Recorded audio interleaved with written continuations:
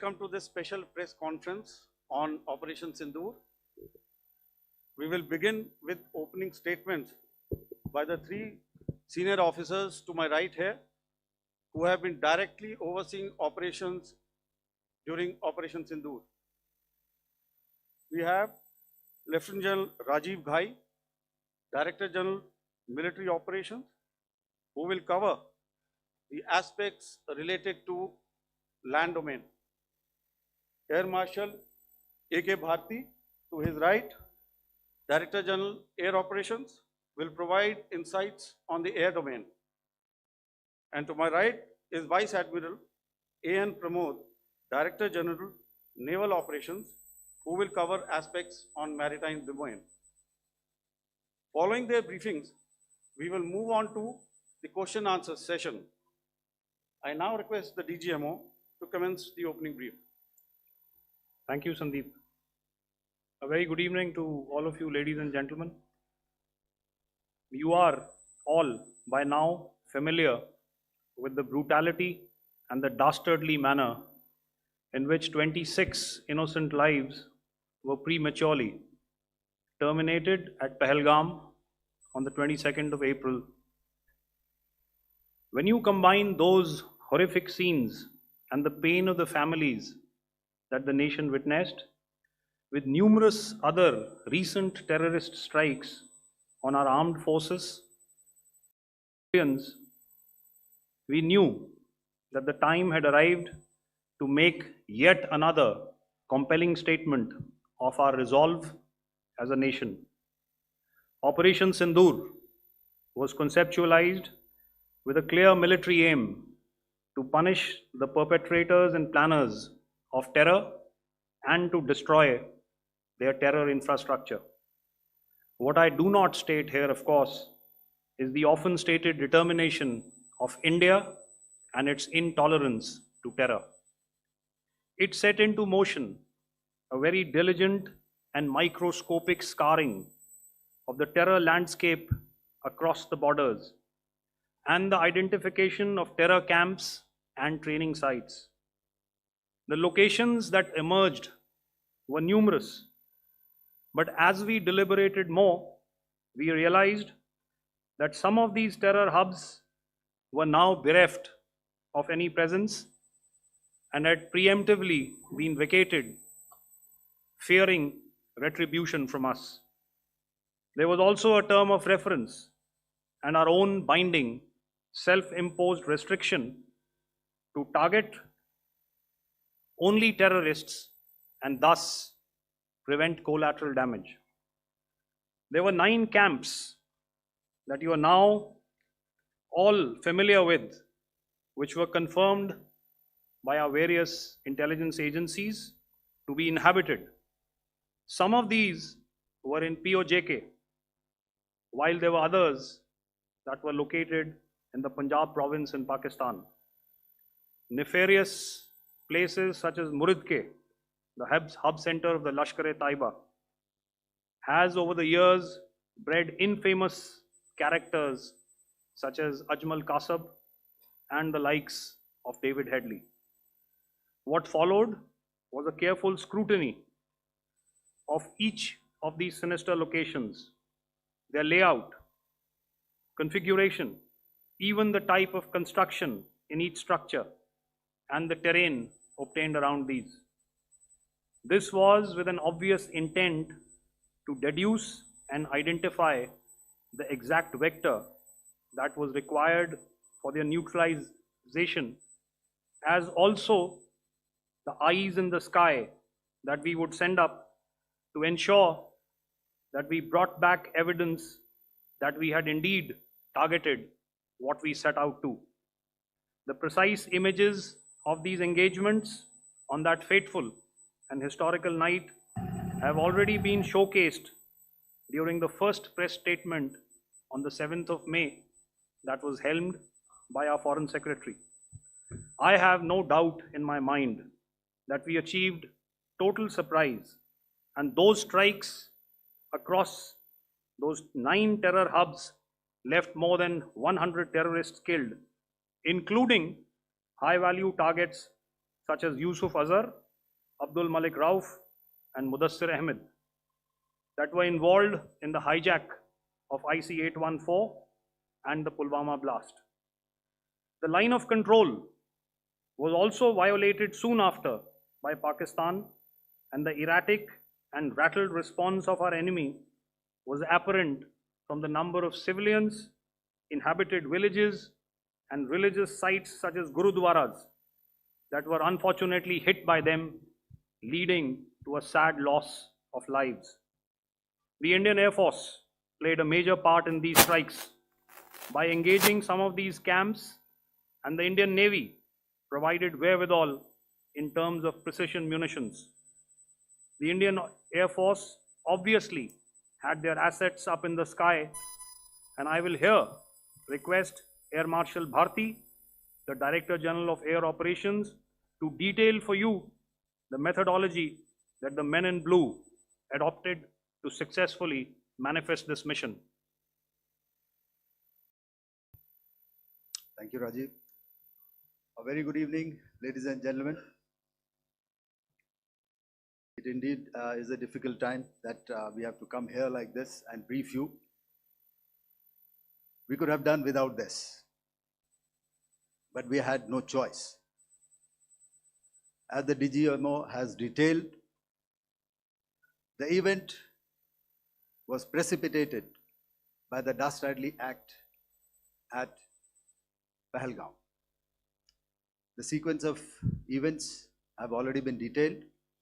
We carefully selected the targets, and out of the 9 selected targets, the target systems that were given to the Indian Air Force were the notorious training camps at Bhavalpur and Muridke, these being further from the international boundary.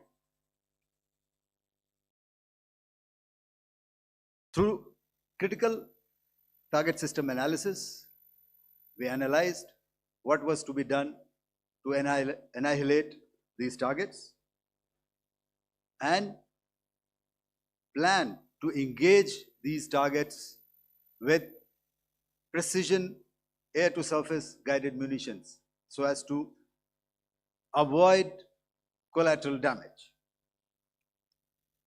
The modalities of planning process I will not go through at this instant. However, what I would like to show you is the results that we achieved through our targeted airstrikes. Could I have the second slide, please?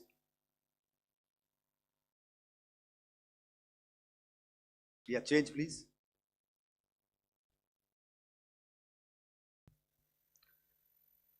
Okay. This is what the terror infra at Muridke looks like. If you see, north is as indicated, and to the right is east, where the international boundary lies. Could we have the next slide, please?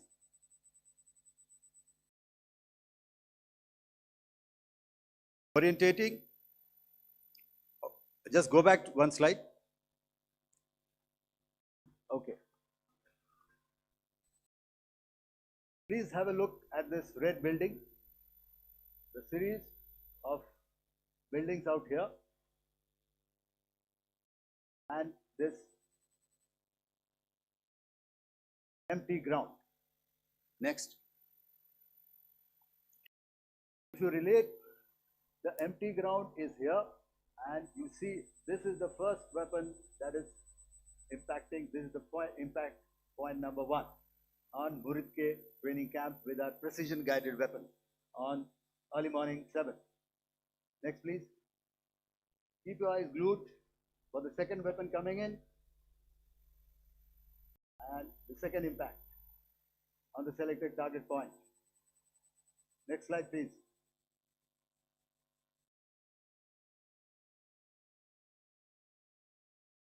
Third weapon, third impact. Continue. And fourth weapon, fourth impact. So these, through these targeted and precision targeting, we addressed the target at Muridke, which was the turning infrastructure. Can you hear me? All right. Okay, I'll come closer to the mic. Now we go to the next target, which is the Bhavalpur training camp. Next slide, please. Okay, just wait. So the effect, if you see,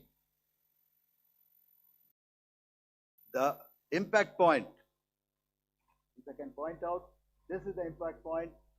The ammunition has gone through the roof and it has created a blast inside, the photographs of which you would have, all of you would have seen. And the red building, after that there was this double-story building. It has been completely decimated by precision targeting. Next, please. The target system, which was in the north, a series of buildings. I will show you how it looked. Next. Completely destroyed by our precision targeting. Next. Now coming to Bhavalpur, this is the target complex that we are dealing with, a fairly large target complex. So we had to carefully choose the points that we needed to address, which were high value and which would meet our stated objectives of eliminating the terrorists. I would like to draw your attention to this red canopy, and in relation to that, I would cover the targets. One target system is a series of buildings here, other one here, and other one out here. Next slide, please. This is how it looked before, and this is how the building looked after the impact of the weapon. And orientation in relation to this red canopy, you can see here. Next, please. Before, next, and after. The roofs have completely collapsed. Next. This is the target system. Next. Precision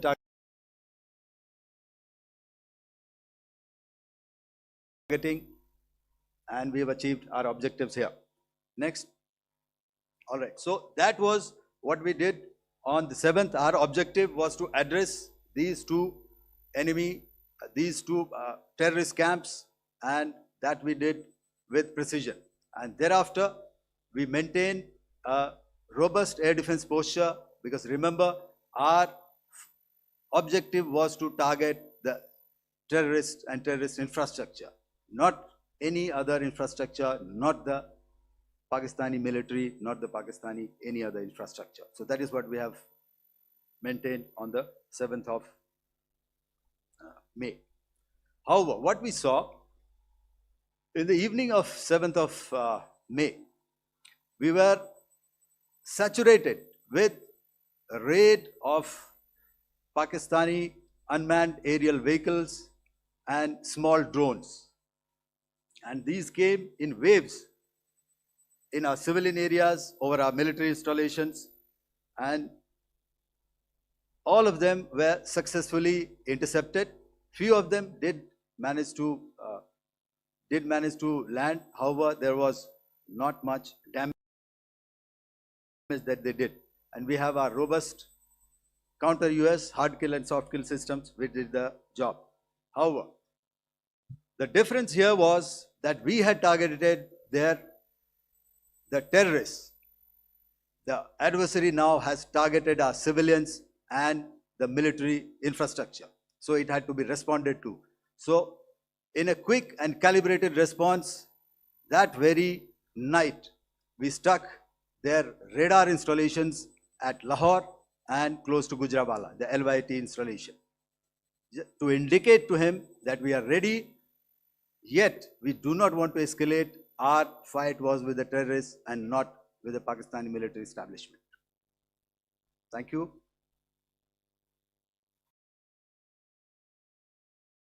Thank you, Air Marshal Bharti. So, ladies and gentlemen, he's outlined operations not only on the night of 6th and 7th of May, when Operation Sindoor commenced, but also on the subsequent night. Being well aware and familiar with the congenital and impulsive nature of our adversary, and even though we did attempt to reach out and communicate our compulsions to strike at the heart of terror to my counterpart in the immediate wake of Operation Sindoor, the request was brusquely turned down, with an intimation that a severe response was inevitable and in the offing. We were, of course, prepared. Operations on the 7th and the 8th, Air Marshal Bharti spoken about. On the night of 8th and 9th of May, they flew drones and aircrafts into our airspace all across the borders and made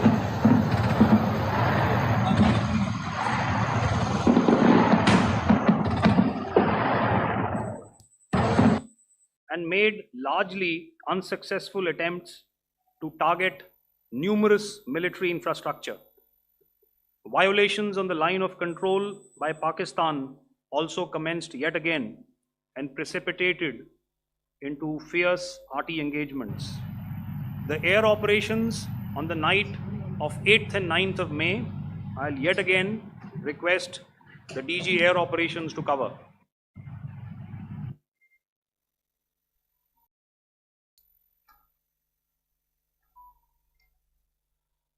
I just covered what happened on the night of 7th and 8th. What we found that on the night of 8th and 9th, starting as early as 22:30 hours, our cities had a mass raid of drones, unmanned aerial vehicles, UCAVs, starting right from Srinagar, going down right up to Nalia. It was a mass raid in waves and it was relentless. However, we were prepared and our air defense preparedness ensured that there is no damage on ground or to any of the intended targets that the enemy might have planned for. The difference between 7th night and 8th night was that on 7th night, he sent in his Yeha class of UAVs, however, these UAVs can go some distance, they are armed. However, on the 8th, less numbers of armed UCAVs were there or UAVs were there, and more numbers of quadcopters, maybe for surveillance or just for harassment of civilians. This continued till midnight. Our air defense preparedness ensured that there was no damage on the ground, either to the military installations or to the civilians. However, the enemy had yet again shown that he wanted to up the ante and he wanted a fight, and we were up to the task. In a measured and calibrated response, we once again targeted his military installations, which included his SAM sites at Malirkant. This also included his surveillance radar sites at Lahore and close to Gujranwala. These were suitably addressed, and thereafter his drone attacks continued even till morning, which we countered, and during the daytime there was some respite.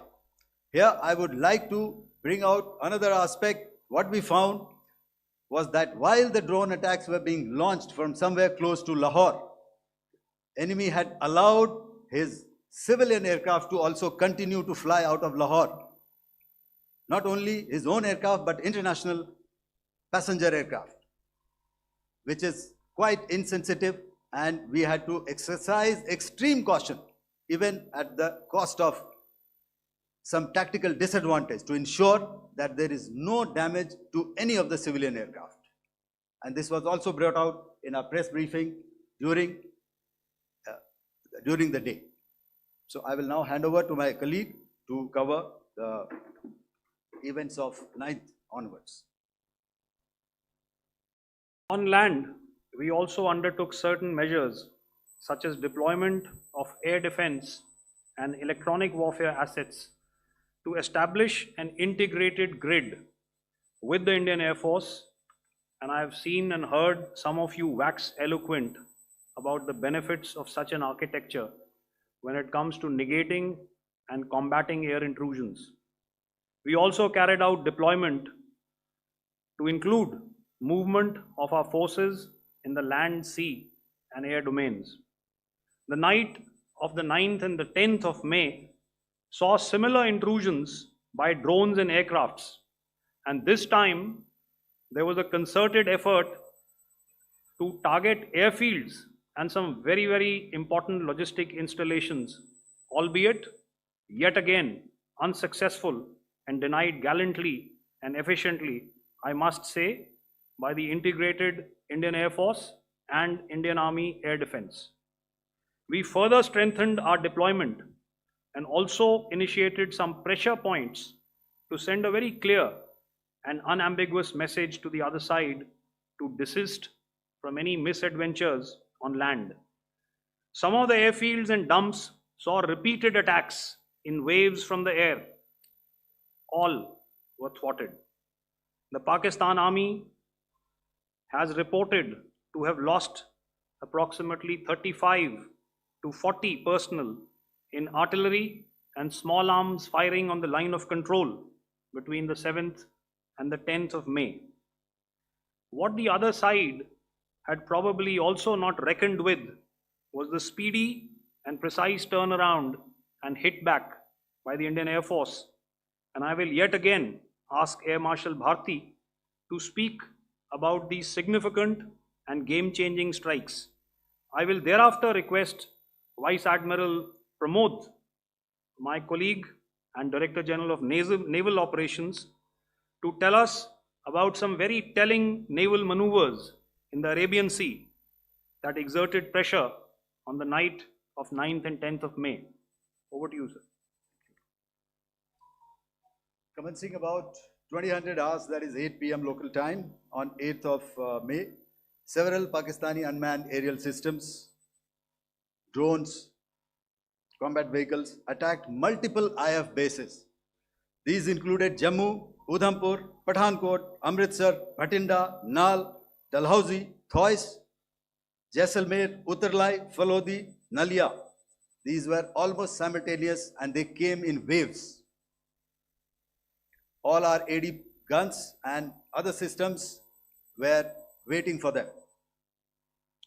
All these waves were neutralized by our trained crew using the air defense systems that they have, and also some of them were utilized using our legacy systems like Pechoras and IF Summer, which we have recently acquired, and some were neutralized by the Garud snipers. There was no damage on ground from these incursions and these mass raids, if I could call them, from the Pakistani side. However, following these relentless attacks on our air bases, on our forward positions, and on our civilian targets, this was time to convey some message to our adversaries. And therefore, a decision was taken to strike where it would hurt. And towards that in a swift, coordinated, calibrated attack, we struck air bases, command centers, military infrastructure, air defense systems across the entire Western Front.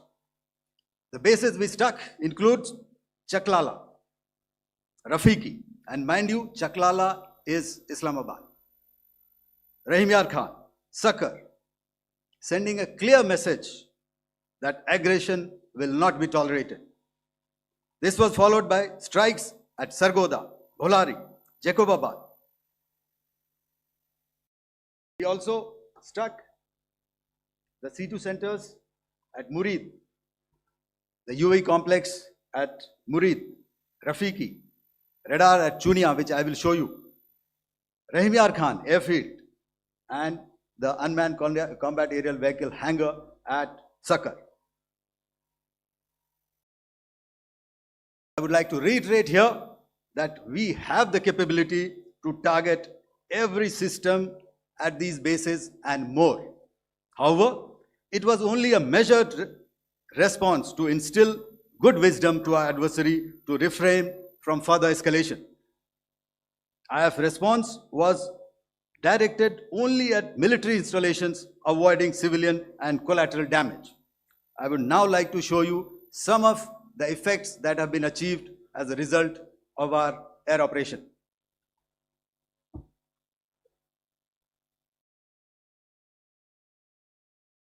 Here is the Pasroor air defense system. If you could see, zoomed up view.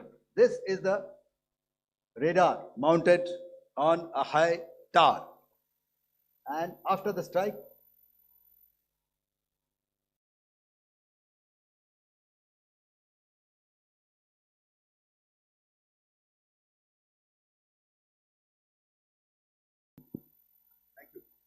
can you hear me? Yeah, thank you. And after the strike, this is what has happened. This radar has been taken out, completely burnt. Next slide, please. The Chunia air defense radar, which was taken out on 7th and 8th. This is the radar site. A blown up photograph, once again, on a tower. Not very clear, but what you see very clearly is the after effect after we have stuck. The radar head has been completely decapitated. Next slide, please. Arifwala air defense radar. In this complex, you see how it looked before, blown up image, and after really blown up. Next. Coming to Sargodha airfield. Remember, this is one of their important airfields wherein they have a lot of assets, F-16s, other assets which they keep getting, training institutes. And we have stuck this airfield. It is not, if you zoom in here, then one impact point here on the runway and second impact point of our weapon, precision weapon on the runway. And if you see this blown up, repairing going on. Same here. Next. Rahim Yar Khan. This is the area we have stuck. A deep strike out here and one complex here. So this is how it looked before, and same. You see a big crater, another crater here, and this complex after strike neutralized. Next. Chaklala airfield, Noor Khan, once again a major air base, a lot of their logistic assets out here. This was the chosen complex that we intended to strike and convey a message. Next slide, please. This is how it looked before, and this is how it looked after our strike. Next. Sakar. We chose the radar site at Sakar. This is the radar site, and after it was struck, this is the aftermath, completely burnt out. Next, please. Aircraft shelter. This is how it looked before the strike, and this is how it looked after the strike. The roof of the buildings completely caved in and burnt. Next. Bolari airfield, aircraft hangar. This is how it looked before, and this is how it looked after the precision strike. Next. Jacobabad, aircraft hangar, and this is how it looked after. Next. So what I'm trying to convey here, ladies and gentlemen, is to start with, Our fight was neither with the Pakistani military nor with anybody else who's there on the other side. Our fight was with the terrorists.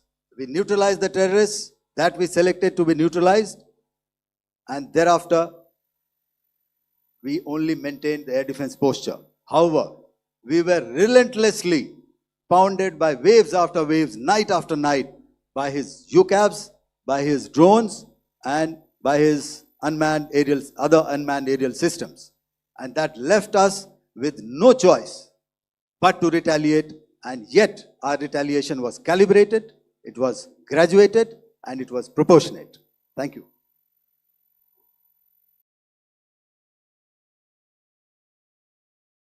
Good evening, ladies and gentlemen. In the aftermath of the cowardly attacks on innocent tourists at Pahalgam in Jammu and Kashmir by Pakistani-sponsored terrorists on 22nd April, the Indian Navy's carrier battle group, surface forces, submarines, and aviation assets were immediately deployed at sea with full combat very close to the coast, which we monitored continuously.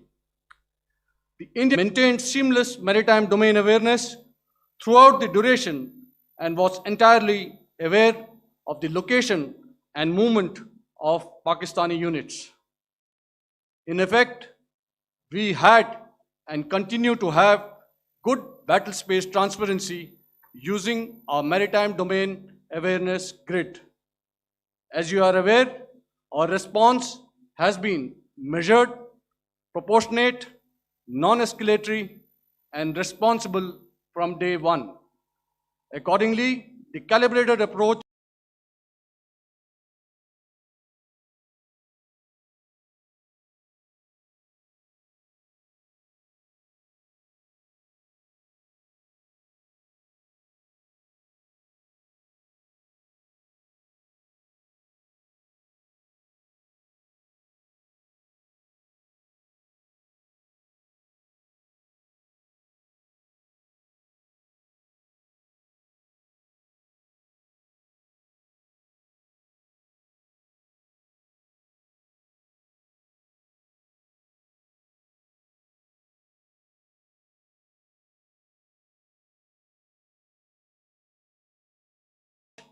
considered all options, including the ability of the Indian Navy for offensive action from and at sea. As part of this escalation control mechanism, the application of force by the Navy was planned in a synchronized manner in coordination with the Army and Air Force, the highlight being teams from the three services working closely in an integrated manner. Along with the kinetic actions by the Indian Army,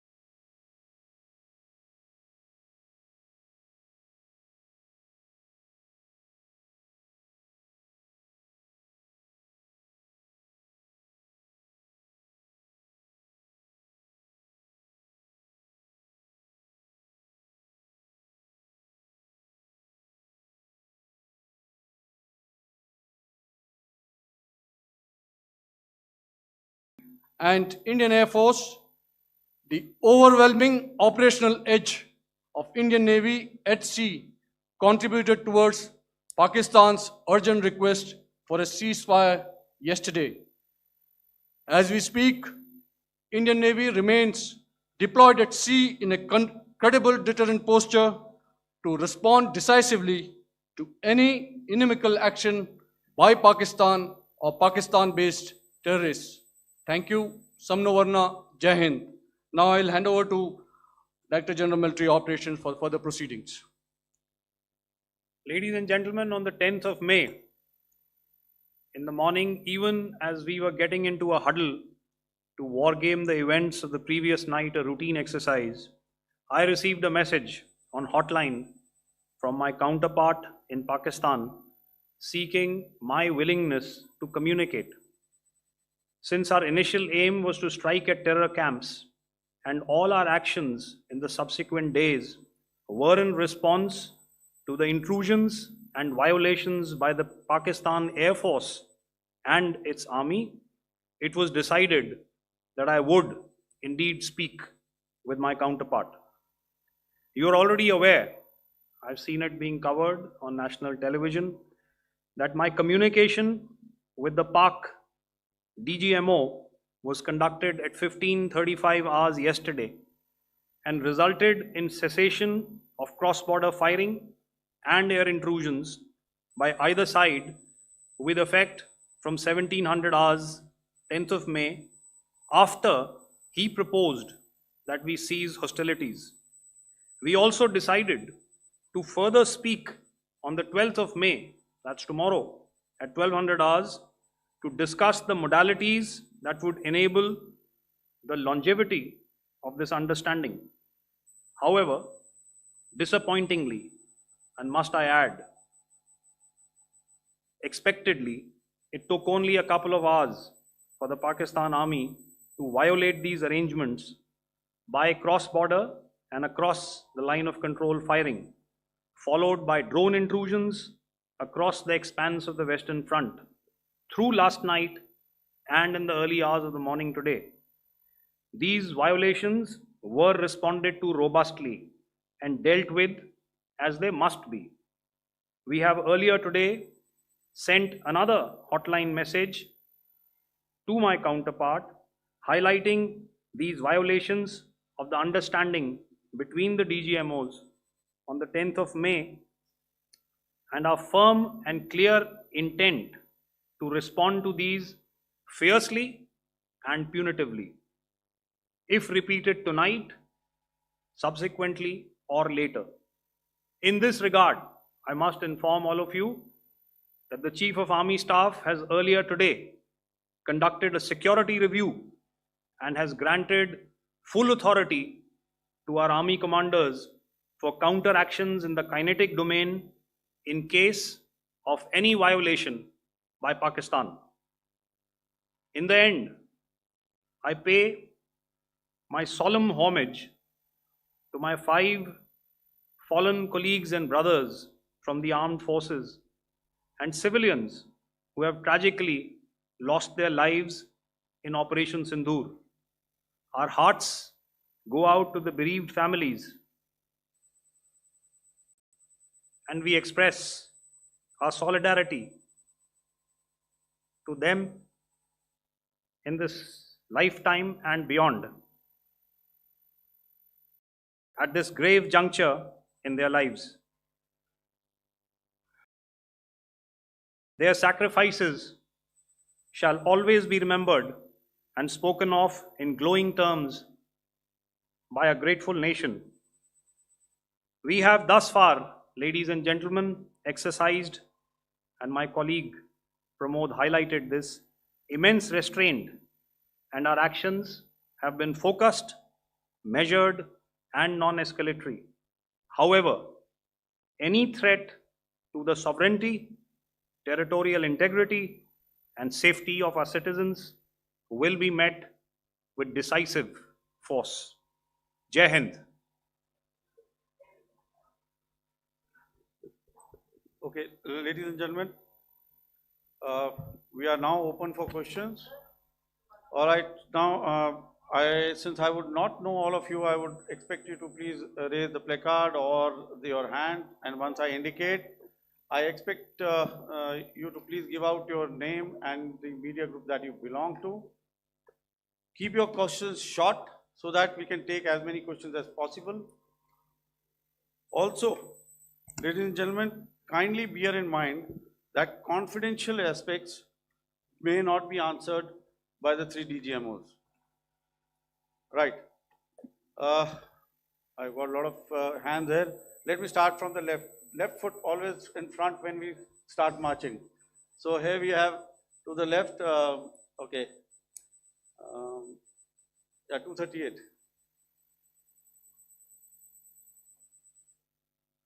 Hello, So this is Manas Pratimhuyan from PTI, Press Trust of India. So the understanding that was reached yesterday on stopping the military operations and actions, was it for just 3 days? And what would be the cost escalation if there is violation of this understanding by the Pakistani side? And my subsequent question would be that we have a kind of ceasefire agreement with Pakistan that was finalized in 2003. So will there be some kind of similarities in frameworks between the two kind of understandings, 2003 ceasefire agreement and the current understanding on stopping military operations? And again, what are the cost that will be incurring on Pakistan if Pakistan again resorts to this kind of terrorist activities, because we have made it very clear that the cost will be very high. So I would like to have your thoughts on it. Okay, so I'll answer the latter part of the question first. I also want to add that while the initial ceasefire agreement, as you correctly pointed out, is of the 2003 vintage, but I must remind you that in 2021, in the month of February, and this was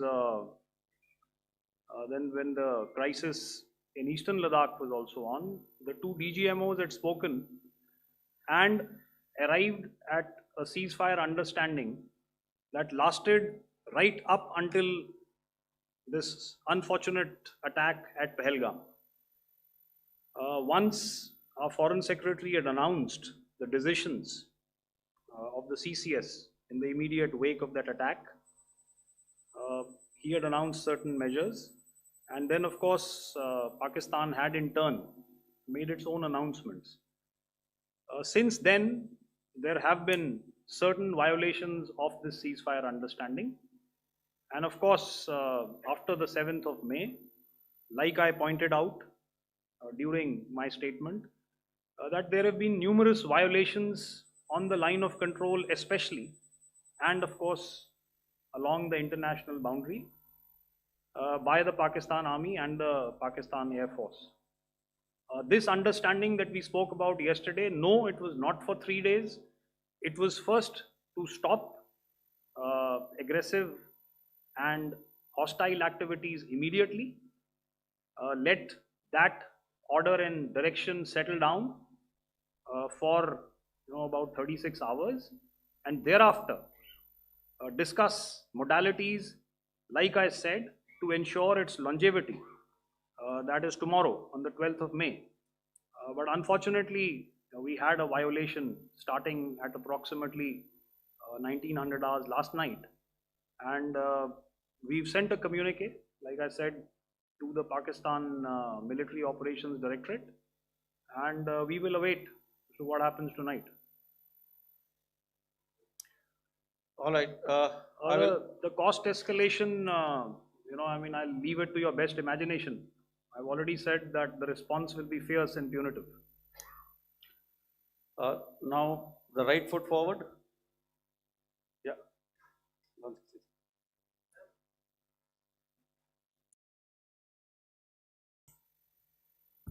Sir, I am Ajit Dubey from ANI, sir. Sir, my question is that you talked about the loss of lives to the Pakistan army, that was around 35 to 40 kills secured by the Indian army. Sir, can you tell us what would be the total loss of life to the Pakistan army in both army and air force attacks, sir? And how good was the performance of the BrahMos, Scalp and the S-400 during the operations? And sir, since we have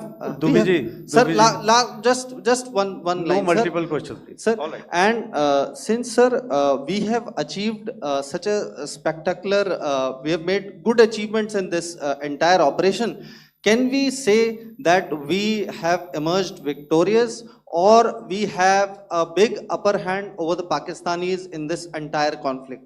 Thank you very much, sir. So I'll answer the question about the loss of lives on the other side. Of course, there are various means to ascertain that number there is information from various agencies that come in. There are, of course, on the line of control, other ways to find out as to what has been the effect of what you are doing there in ceasefire violations.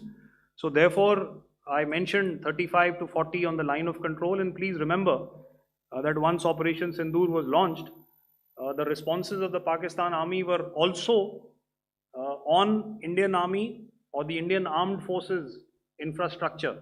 Let me put it that way. So that's why I did not cover casualties of the Pakistan Army, at least in the initial phases of battle, because those were not our targets. Our targets were terror oriented, and of course later, once they launched air intrusions and air operations on our infrastructure, we've used heavier weapons, and of course there would have been casualties, but those are still being assessed. The effects of the weapons that you mentioned, I will request Air Marshal Bharti to apprise all of you about those. Good evening, Mr. Ajit. How are you? Ajit, okay, you're meeting after some time. I never mentioned about any of the weapons that we used. Check. Okay. What I was saying, that I never mentioned of any of the weapons, the caliber that we used. All right, so we'll leave it at that. Those are matters of operational details which I would not like to go into.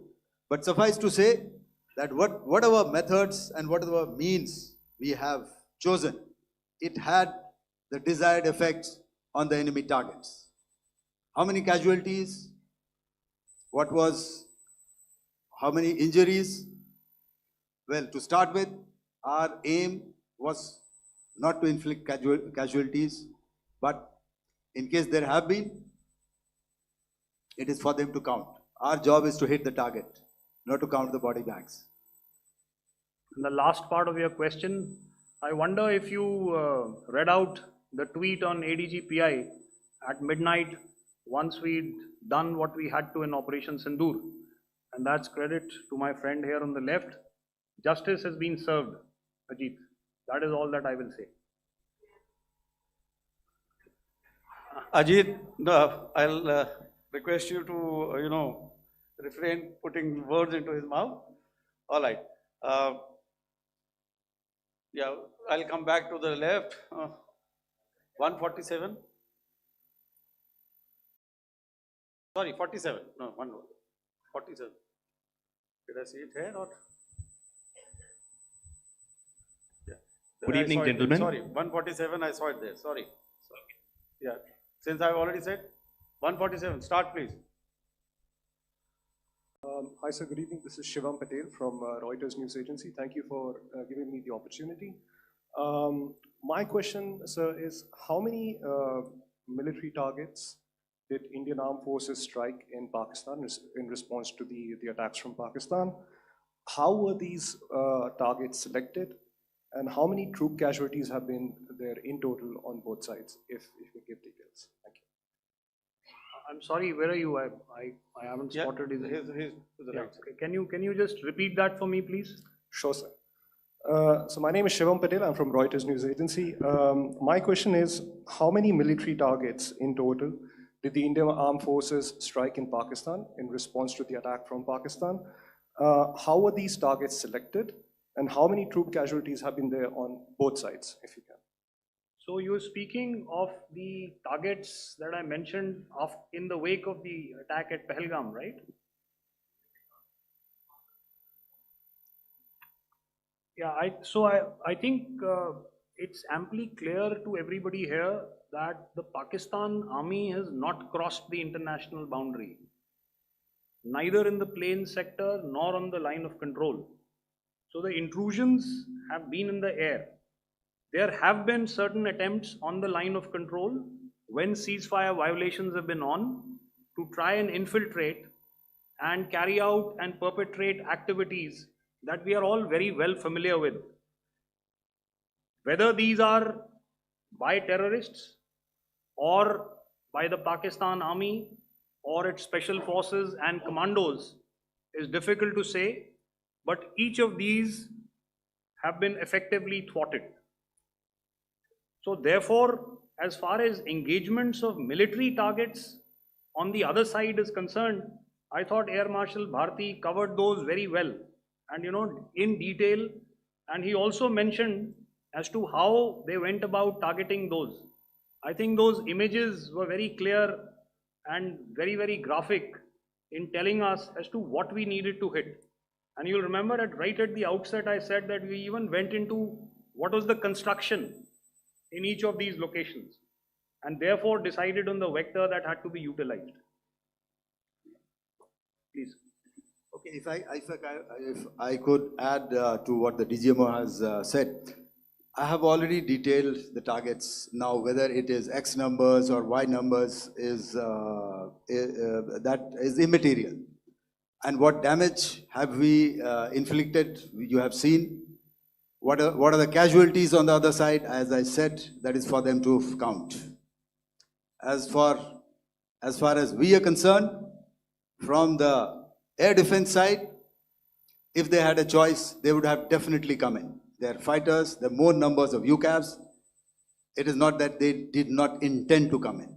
It is only that our robust AD posture prevented them from coming in. So that must be known, and that must be realized by all the audience here. Yeah, I'll come to the left now, 24.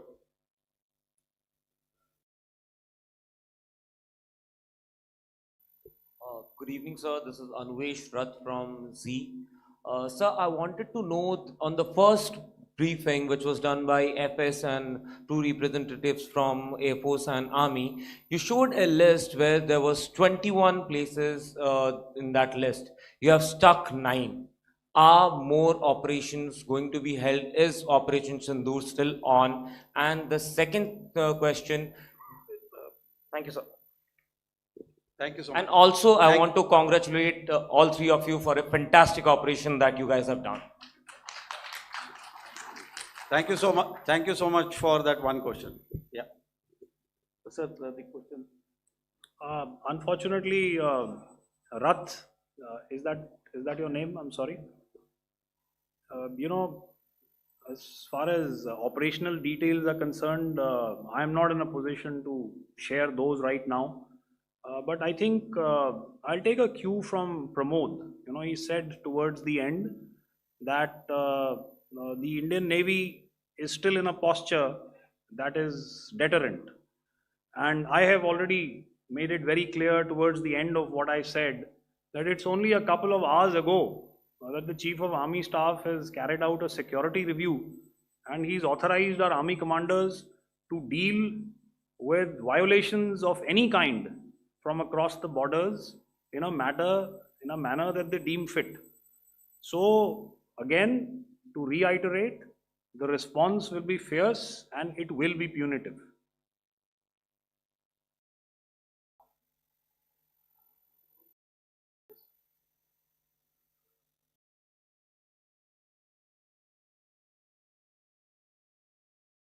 I'll go back this side now. Yeah, 255. She said middle wale kya karenge, so 255. Oh, sorry. Good evening, sir. Yeah, I'm Shailesh from National Defense. Please allow me, first of all, to pay my gratitude for protecting us Indians. Thank you very much. Sir, since the enemy has been talking about taking down our aerial platforms, it would be deemed fit in case we can reveal that we have taken down their fighter jets. What could be the number? Though you said that they may be not good to reveal the platforms, but since this has come from various quarters in Pakistan, so I believe that we need to answer, in case if you can, sir, if you may allow. The question is for me? Yes, sir. Okay, and if I get it right, you want to know how many of their planes we have downed? Yes, sir. Yes, sir. All right. See, as I said, their planes were prevented from coming inside our border. All right. So we do not have the wreckage with us, but definitely we have downed a few planes. Numbers, we would not like to hazard a guess out here. Okay. I have the numbers. Okay. and we are getting into the technical details of it to establish it. So I would not like to put a figure at this time, but definitely there are losses from their side which we have inflicted. Were they, Please don't ask. were they fourth generation plus, sir? No, See, sir, you're putting words into my mouth. Why do you say fourth generation? Let us make it high tech. Thank you so much, sir. all Thank right. you. Yeah, 163.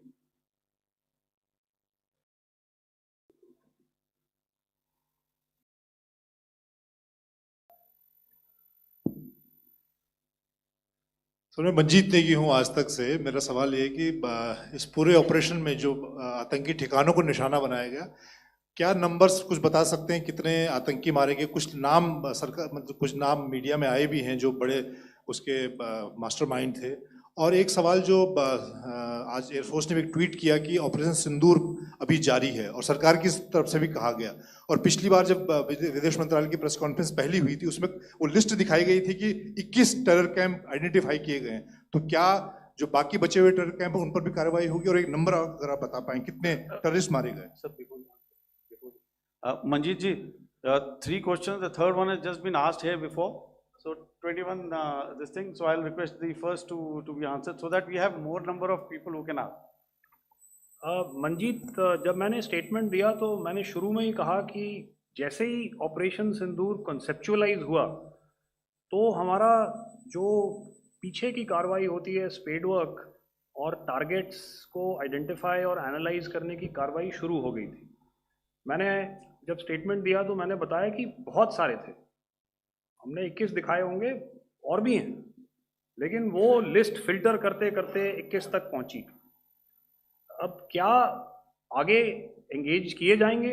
अगर ज़रूरत पड़ेगी तो ज़रूर engage किए जाएंगे, लेकिन मैंने बताया कि इस समय जो इंट एजेंसीज ने हमें बताया कि फलाने कैंप में प्रेजेंस है, हमने उनको एंगेज किया।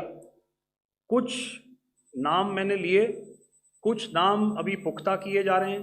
मैंने आपको बताया कि जो इंट एजेंसीज ने अभी तक असेसमेंट किया है उसमें उन्होंने कहा है कि तकरीबन 100 से ज़्यादा मारे गए हैं।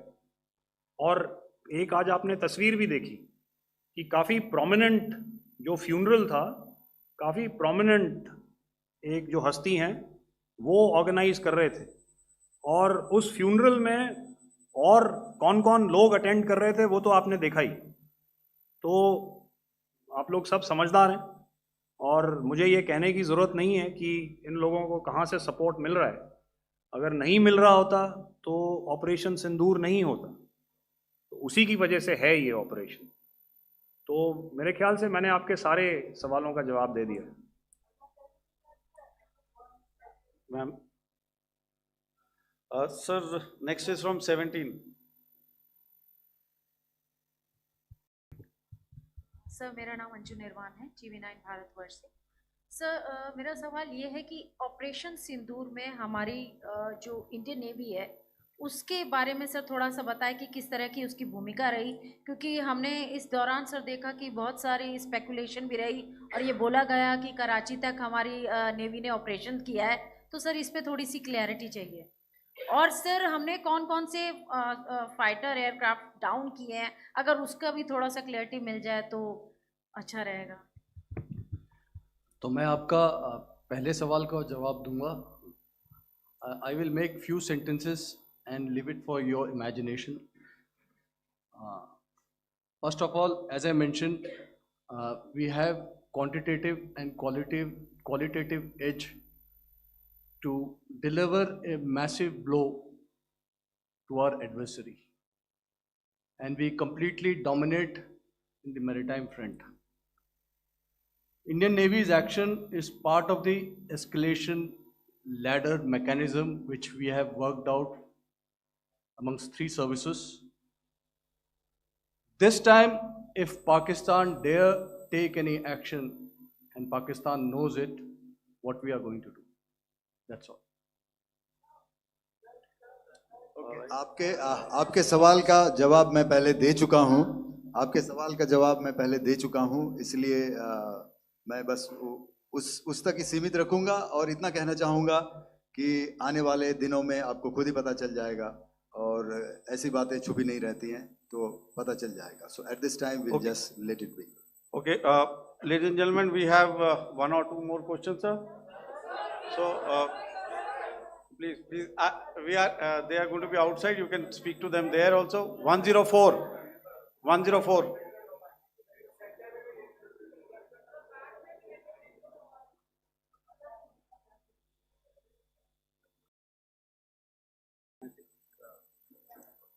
Yeah, ask. Sir, Dinakar with the Hindu newspaper. Are you surprised that you got this question? No, sir. Sir, can you give a number of assets we lost, because there's been a lot of speculation going on, international media writing a lot of things about our platforms, including Rafales. I mean, Pakistan claiming that Rafale has been downed, etc. Can you put that question to rest and clarify on that? I guess that question is for me. All right, I'm happy that you've asked this question. You know, we are in a combat scenario, and losses are a part of combat.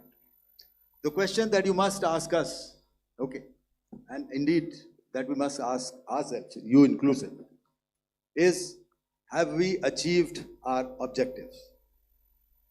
Have we achieved our objective of decimating that terrorist camp? And the answer is a thumping yes. And the results are for the whole world to see. As for the details,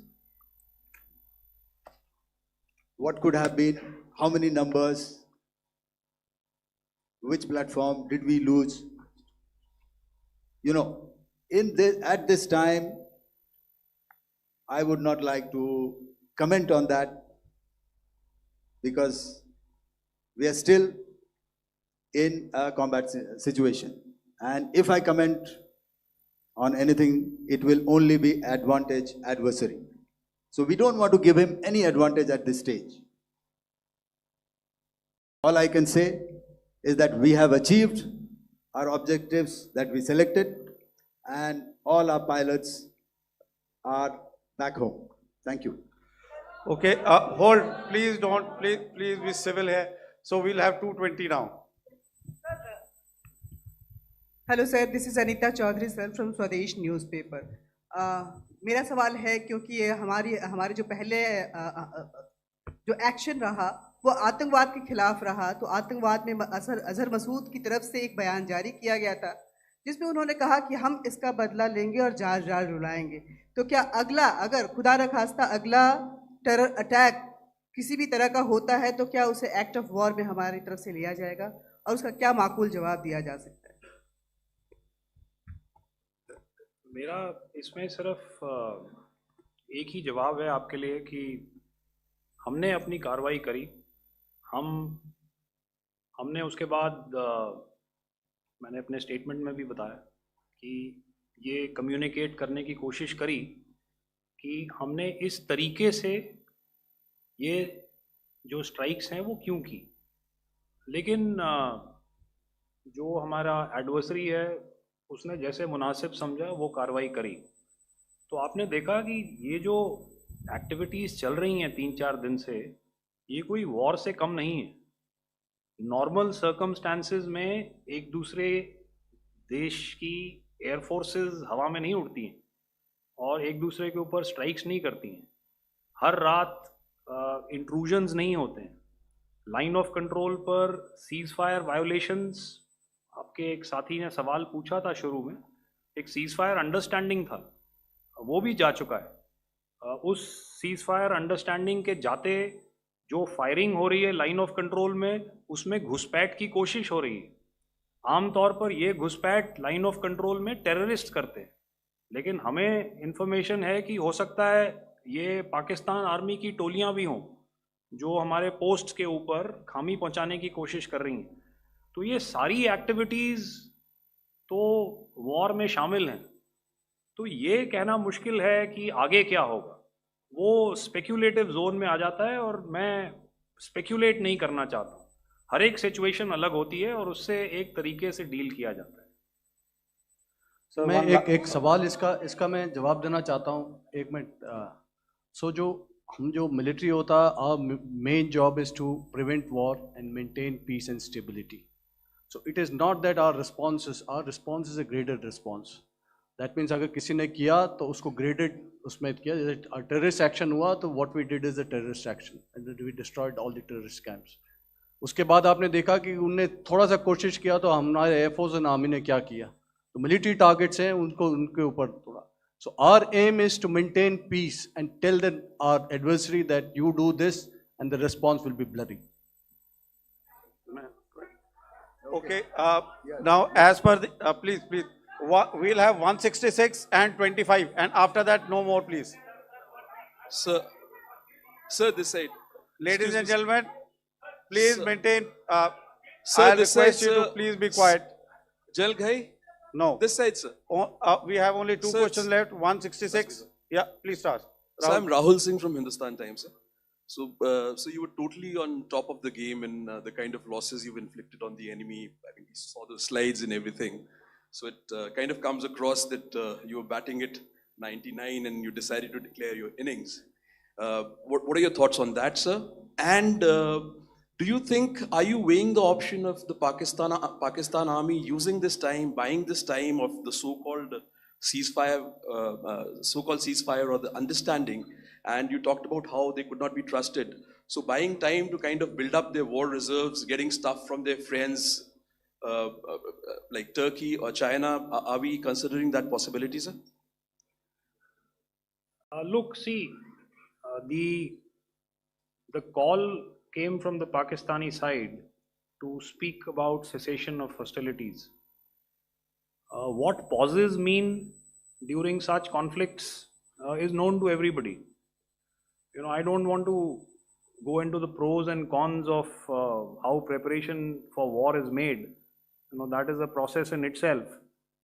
But I think my senior colleague here, the DG Air Operations, spoke, or he alluded at least, you know, to what this operation was precisely and specifically meant for.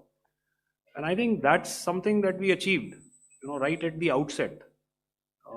Had we had the option not to go further, we probably wouldn't have. But we've been compelled to be in this situation. And as you've seen, the armed forces of India, and you know, you've got the three Director Generals sitting here, we are always prepared to face any eventuality. And like I said, that's for the sovereignty, the territorial integrity, and the safety of our citizens. So whatever has to be done will be done. You know, I'm not so concerned about what Pakistan will do in this time. I'm only concerned about what we will do. We have a roadmap and a plan, and we will follow it diligently, and we will follow it to the T. You know, that's the contention that I want to make here today. Ma'am, please. Okay, the last question, and ma'am, 25, she has been she's been asking since the first one. Sir, I'm Nandita. Sir. She's not asking a question. Sir, I'm Nandita Dagar, DAGAR from DD News and DD India. Sir, I wanted to ask you that my question is to General 𝐏𝐲. Sir, you spoke to your counterpart yesterday and the Pakistani counterpart. Sir, what is the Indian Army's assessment that despite that agreement, that talk that you had, despite that agreement coming into effect at 1700 hours yesterday, why did they violate it? And number two, yesterday at the Joint Defense Ministry and Foreign Ministry briefing, Wing Commander Vyomika Singh and Colonel Sophia Qureshi had told us that we have cited the Pakistani troops amassing at the borders and at the LOC. Sir, has that situation changed? Have they withdrawn? And sir, if in case, despite now there is a lull, of course, but if tonight again, if the enemy again carries out shelling and aerial intrusions through drones, what is going to be our response, sir? Thank you. So without outlining the specifics of that response, I've already made it clear that there will be a response and it will be fierce and it will be punitive. Why the Pakistan army chose the option of violating the understanding that was arrived at earlier yesterday, I think that's a question that we best answered by the Pakistan DGMO. I wouldn't be able to, give you that. But, in situations such as these, and if you go back into any conflict, sometimes these understandings take time, to fructify and manifest on ground. But without, getting into the reasons, it is our mandate to be prepared at all times, and that we were. It's not as if because there was an understanding we weren't prepared. I must tell you that the armed forces were on a very, very high alert, and they continue to be in that state even as we speak. Oh, all right. Ladies and gentlemen, please, ma'am, please. Okay, thank you so much for coming today. Those who have missed asking a question, those who have missed, see, I knew I'll grab this attention from you like this. Those who have missed the opportunity to ask a question can give me a written one. I will definitely get back to you with that. And also, they are they are invited for a cup of tea in my office day after tomorrow. Thank you, ladies and gentlemen, for coming. Thank you. Thank you very much. Jai Hind. Jai Hind.